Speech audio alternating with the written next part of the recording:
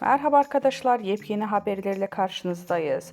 Hande Erçel reklam yüzü oldu. İtalya markasının İstanbul'da düzenlenen etkinliğinde İngilizce konuşması ünlü oyuncunun sosyal medyada aksanı nedeniyle eleştirilere maruz kaldı.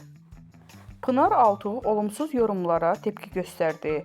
Önceki akşam katıldığı davette görüntülenen Altuğ, Erçel'e zorbalık yapıldığını dile getirerek şöyle konuştu. Ne zamandan beri birinin aksanını eleştirik hale getirdik? Hangi hakla? Önce kendinize dönüp bakacaksınız.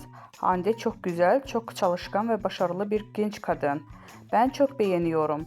İngilizce konuşan biri, üstüne üstlük dünyaca ünlü bir markanın Türkiye'deki davetini yapan ve markanın yüzü olmuş bir genç kadın.